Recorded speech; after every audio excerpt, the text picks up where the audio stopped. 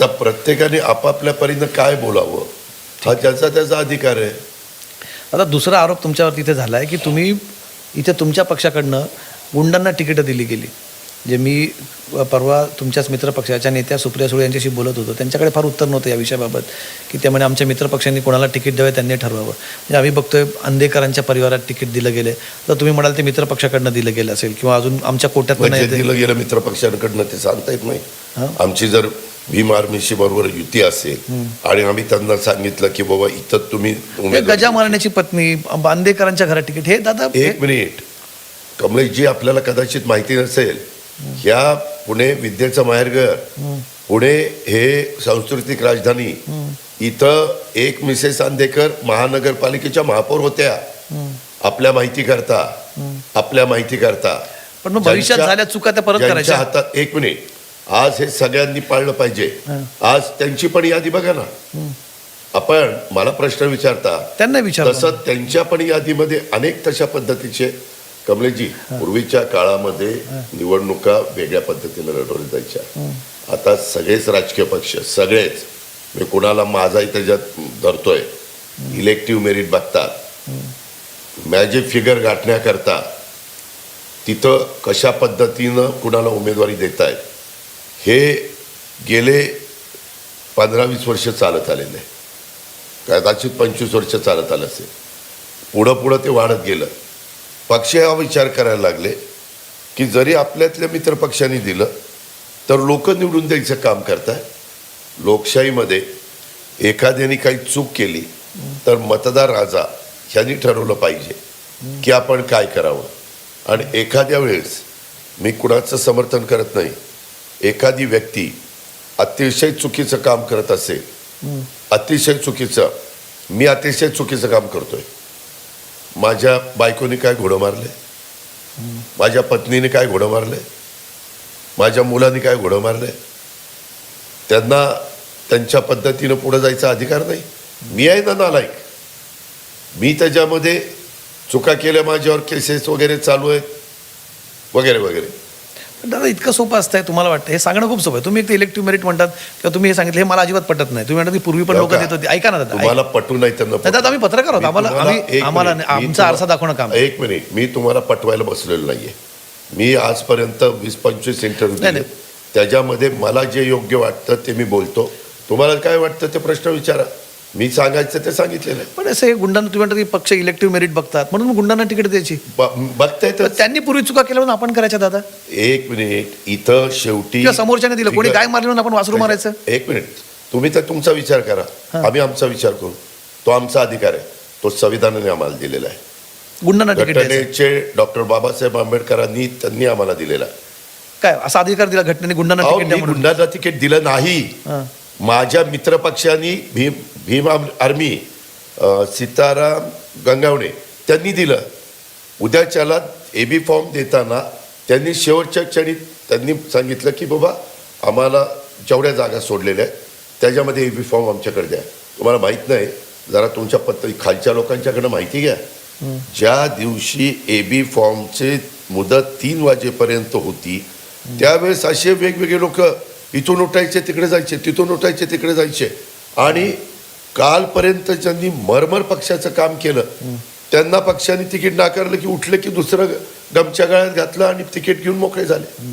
आणि हे सगळ्यांनी केलंय. सुरुवात कोणी केली तेही आपण पहा.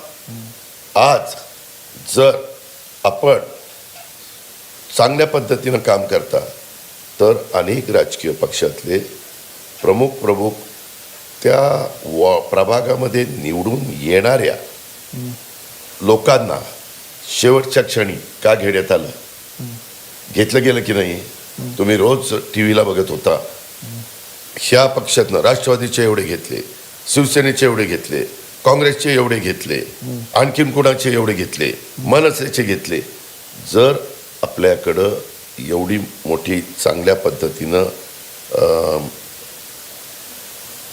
पक्षाचे एक मजबूत फळी आहे किंवा तुमचं अतिशय चांगल्या प्रकारचं टीमवर्क आहे, तर लास्टला कितीतरी लोक, आता पिंपरी चिंचवडमध्ये माझे शेवटच्या 1 दिवस आधी का 2 दिवस आधी जवळपास 8 ते 10 नगरसेवकांचे माझे उमेदवार घेऊन टाकले. मी फोन केला नाही, कारण ते घेऊन टाकले. ठीक आहे, मी त्याच्यातल्या काहींना विचारलं की हो का रे आपण इतके वर्ष काम केलं. ते म्हणले दादा आमची आर्थिक परिस्थिती खूप बिकट झालेली आहे, आम्हाला निवडणुकीला खूप खर्च येतो आहे आणि हा निवडणुकीचा खर्च आम्हाला झेपत नाही. आम्हाला ज्यांनी सल्ला म्हणून सांगितलेलं आहे, इथल्या नेतृत्वाने सांगितलं सगळ्या निवडणुकीचा खर्च केला जाईल, तुम्ही फक्त प्रचार करायचा.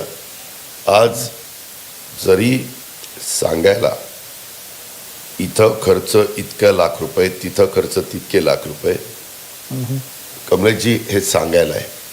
तुम्ही जर खरे आकडे ऐकले ना की ते उमेदवार तिथं किती काय खर्च करतात, तुम्ही विश्वास तुमचा बसणार नाही. मला काल एका भागातले लोक भेटायला आले होते. त्यांनी मला सांगितलं की दादा आम्हाला तर बघवत नाही, एका मताचा 12,000 रुपये भाव निघालाय, मताला 12,000. पण हे असेच आरोप मागे नगर परिषद निवडणुकांमध्ये निलेश राणेंनी भाजपबद्दल केले होते. भाजप हे करता का पैशाचं वाटप किंवा भाजप पैशाचं राजकारण अनुपात आहे का? मी स्थानिक लेवलला स्थानिक लेवलचा भाजप असेल आपण नाही तसं नाही, नाव घेत नाही. एक मिनिट, तसं नाही. स्थानिक लेवलला जे उमेदवार आहेत त्या उमेदवारांचे लोक तशा पद्धतीने करतात. दादा दोन महत्त्वाचे मुद्दे. पण आता तुम्ही इथे राष्ट्रवादीची युती केली आहे शरदचंद्र पवार पक्षाशी. परिवार एकत्र येताना आम्हाला दिसतोय एकत्रित. तुम्ही त्या दिवशी तुम्हाला पत्रकारांनी प्रश्न विचारला की भविष्यात पवार आणि तुम्ही म्हणजे एकत्र येणार का, शरदचंद्र पवार पक्ष आणि राष्ट्रवादी एकत्र येणार का? तुम्ही म्हटलात तुझ्या तोंडात साखर पडो. तुम्हाला असं मनापासून वाटतं? नाही, एखादी गोष्ट बोलली मी तेवढंही म्हणायचं नाही तुझ्या तोंडात साखर पडो. पण तुमची इच्छा आहे का मनापासून? माझा आजपर्यंतचा स्वभाव आहे, मी जे त्यावेळेस माझ्या मनात जे येतं ते मी बोलून जातो. त्याच्यातनं अर्थ काढायचे ते काढतात लोक. आम्ही तसं बोलू नये का?